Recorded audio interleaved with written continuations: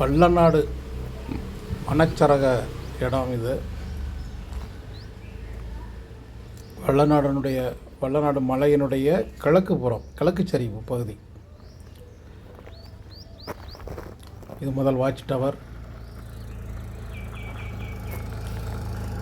இங்கே தூத்துக்குடி 4 வழிச்சாலை இருக்குது.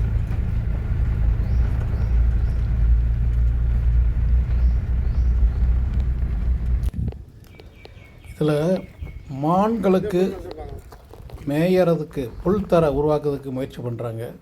இந்த இடத்துல அதான் இடத்த க்ளீன் பண்ணி வச்சுருக்காங்க. இதில் அவங்களுக்கு தேவை 5 லட்சம் லிட்டர் தண்ணியாக. ஒரு போர்வெல்லில் 5 லட்சம் லிட்டர் தண்ணி தேவை அப்படிங்காங்க. 5 லட்சம் லிட்டர் தண்ணி ஒரு போர்வெல்லில் கண்டிப்பாக எடுக்க முடியாது. அது இந்த கிழக்கு சரிவில்.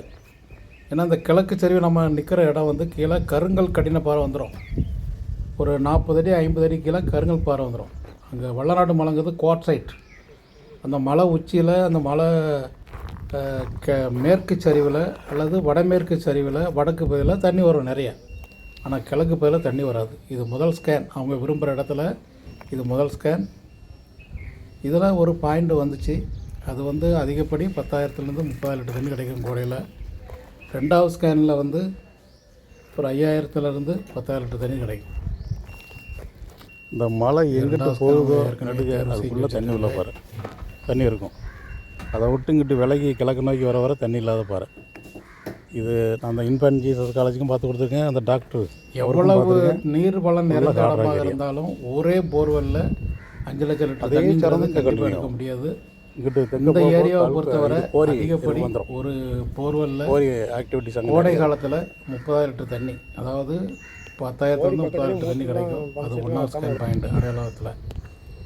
இந்த 2வது ஸ்கேன் பாயிண்டில் ஒரு 5,000லேருந்து 10,000 லிட்டர் தண்ணி தான் கிடைக்கும்.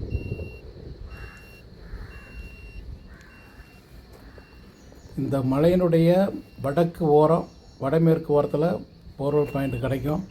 அல்லது கிணறே அமைத்து தண்ணி கொண்டு வரலாம். இந்த வல்லநாடு மலை வந்து குவார்ட்சைட் கிழக்கு. இதனுடைய ஸ்ட்ரைக் ரேஞ்ச், அதாவது நிலத்தடி பாறை அமைப்பினுடைய நீளம் வந்து வடக்கு 30 டிகிரி மேற்குங்கிற கோணத்தில் இருக்கும். அதனுடைய டிப்பிங் சைடு டுவார்ட்ஸ் வெஸ்ட்டு மேற்கு. அதனால தான் மேற்கு புறம் அந்த மலையினுடைய மத்தி மற்றும் மேற்கு புறம் தண்ணி நிலத்தடி நீர்வளம் நிறைய இருக்கும். அங்கிட்டு கிழக்கு சரிவில் வந்து தண்ணி இருக்காது. ஸோ அவங்க போர்வெல் போட்டு ஒரு 50,000லேருந்து ஒரு 2 லட்சம் லிட்டர் வரைக்கும் ஒரு போர்வெல் எடுக்க ஆசைப்பட்டால் இந்த ஏரியாவில் மட்டும்தான் போர்வெல் போடணும்.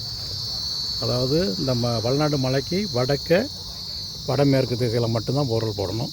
மற்ற பகுதியில் போர்வெல் போட்டால் ஒரு 5,000லேருந்து 30,000 லிட்டர் தண்ணி, அதை விட குறைவாக தான் தண்ணி கிடைக்கும். அங்கிட்டு கீழே கருங்கல் பாறை வந்துடும். இங்கே முழுக்க குவார்ட்சைட் சீனிக்கல் பாறை வரும்.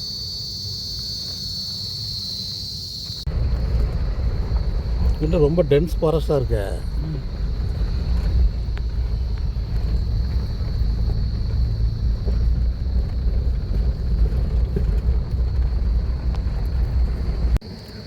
இந்த வல்லநாடு மலை குவார்ட்சைட் ஹில்லக், அதாவது சீனிக்கல் பாறைன்னு இங்கே லோக்கல் லாங்குவேஜ் சொல்கிறோம். வடமேற்கு தென்கிழக்குங்கிற திசையில் அதனுடைய நீரோட்டம் இருக்குது.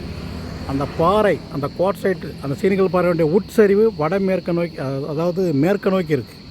அதனால தான் இங்கே நீர்வளம் இங்கே அதிகம். இங்கே போர்வெலோ கிணறோ அமைக்கணும்னா இந்த வல்லநாடு மலையினுடைய வடமேற்கு திசையில் தான் போர்வெல் அல்லது கிணறு அமைக்கணும். இந்த மூலையில் அந்த மலை அங்கே இருக்குது. இந்த வடமேற்கு திசையில் மட்டும்தான் நிலத்தடி நீர்வளம் அதிகமாக இருக்கும். கிணறோ போரோ அங்கே தான் அமைக்கணும். இதனுடைய நீரோட்டம் வந்து இந்த முருகம்புரம் நோக்கி போயிட்டே இருக்கும். ஸோ மலையினுடைய கிழக்கு புறத்தில் வந்து ஆழமாக போர்வெல் போடுறதோ கிணறு அமைக்கிறதோ வேண்டாம். ஏன்னா அதில் போதுமான அளவு நிலத்தடி நீர்வளம் இருக்காது. ஏன்னா அந்த சீனிக்கல் பாறை, அதாவது குவார்ட்சைட் பாறையினுடைய உட்சரிவு மேற்கு நோக்கி இருக்கிறதுனால நிலத்தடி நீர் வளம் ஃபுல்லாக இங்கே வடமேற்கில் தான் இருக்கும். மலை அடிவாரத்தை ஒட்டி மேற்கு நீர்வளம் அதிகமாக இருக்கும். அதே மாதிரி இந்த வடமேற்கு திசையில் அதிகமாக இருக்கும்.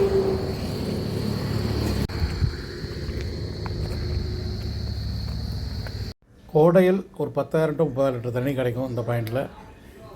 இது 2வது ஸ்கேன் பாயிண்ட்டு. இதிலேருந்து ஒரு 5,000லேருந்து 10,000 லிட்டர் தண்ணி தான் கிடைக்கும். அதிக தண்ணீர் வேண்டும் என்றால் மலையினுடைய வடமேற்கு பகுதி அதில் போர்வெல்லாக கிணறு அமைக்கலாம். இல்லை கிழக்கு பக்கம்தான் போர்வெல் அமைக்கணும்னா அங்கே கிடைக்கும் தண்ணீரை வைத்து அதை பயன்படுத்தி அங்கே புல்வெளி உருவாக்கலாம்.